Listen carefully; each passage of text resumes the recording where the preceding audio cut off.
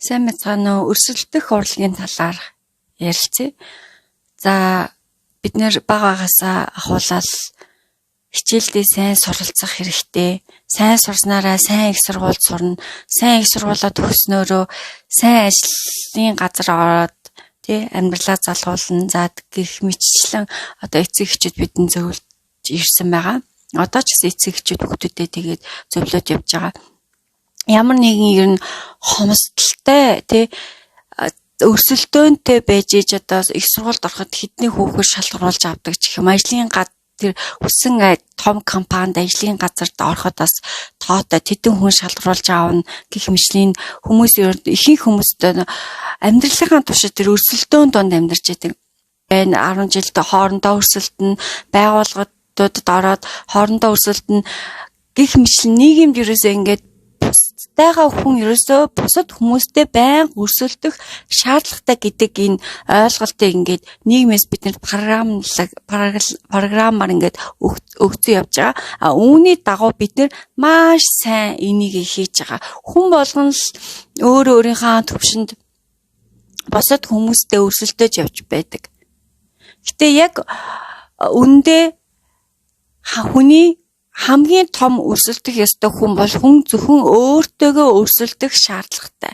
Бусад хүнтэй өрсөлдөнө гэдэг бол энэ боломжгүй. Яагаад гэвэл бид нэр хүн болгон өөр хүн болгон онцгой, хүн болгон өөр гэсэн авьяастай, мэдлэг чадвартай, туршлагатай. Яг миний амьдралаар ч юм эсвэл таны амьдралаар амьдарсан хүн энэ хороо ертөнцид нэг ширхэж байхгүй. Нэг гэрээ одоо хүүхдүүд хүртэл шал өөр амьдралын туршлагаар амьдэрдэг. Тэгэхээр энэ дэлхий дээр ерөөсөө бидний одоо амьдарсан амьдралаар амьдарсан хүн нэг ширч байхгүй.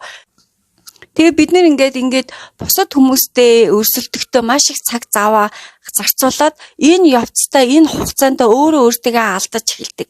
Өөрийнхөө яг хувь хүнийг мөн чанараа яг юу энэ дэлхий дээр юу хийх гэж одоо төрсөн бэ? Ямар зоригтой ирсэн бэ гэдгээ алдагдаад ирдэг. Яагаад гэвэл хин нэгэнтэй өрсөлдөж хин нэгний дээр гарах гэж ингэж явхад маш их энергийг хэрэггүй одоо энергийг зарцуулж идэг бид нар. Гэтэл бид нар зөвхөн өөрсөнтэйгээ өрсөлдөх хэрэгтэй.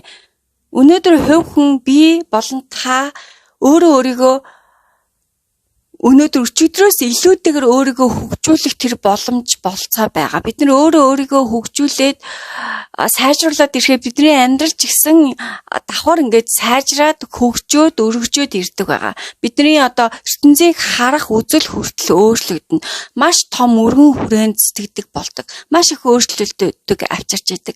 Гэтэл одоо энэ их энерги ирч хүчээ ерөөсөө гадны хүмүүстэй өрсөлдөхэд зарцуулаад байдаг.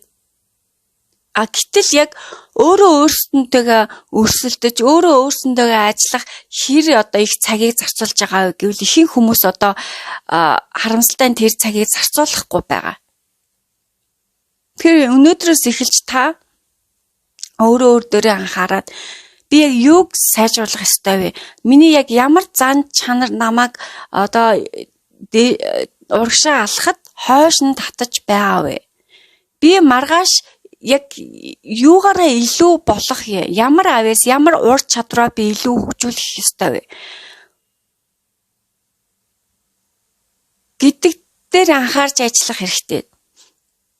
Тэгээ хүн ингээд өөртөө анхаарад өөрийгөө хөгжүүлээд яваад ирсэн цагт бусад хүмүүстэй өрсөлдөөл тэгээл тийм угаасаа сонирхолтой болчихдог. Угаасаа утгагүй болоод ирдэг. Тэгээ хин нэгний дээр гарах гэж юм хин нэгнээс мундаг болох гэж ингэж одоо цаг заваа зарцуулах нь маш хайран. Яагаад хин нэгний хүний дээр гарлаа гэд ер нь яана гэж. Тэр хүн чинь өөрхөн явдаг замаар явна. Бид нар ч гэсэн өөртөө явах замаар л явах уулна. Шаардлагатай хэрэгтэй.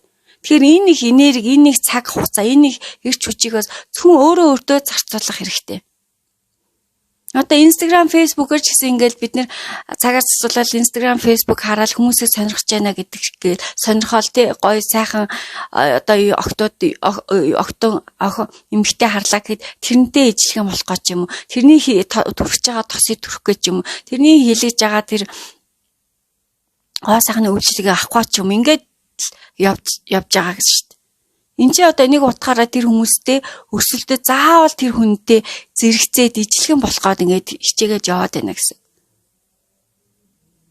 Тэр өнөөдрөөс эхлээд бусад хүмүүстэй биш өөрөө өөрсдөнтэйгөө өрсөлдөж эхлээрэ гэдгийг та нартаа бас уриалж хэлье. Тэгэд өөрөө өөрийнхөө яг ямар зан аран шин дээр ямар сэтгэл хөдлөл дээр өөрийгөө сайжруулахаа хүсэж байгаа вэ?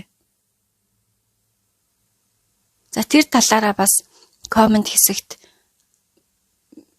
бид нартай хуваалцаад жилдээ ярилцаж болно. За баярлалаа.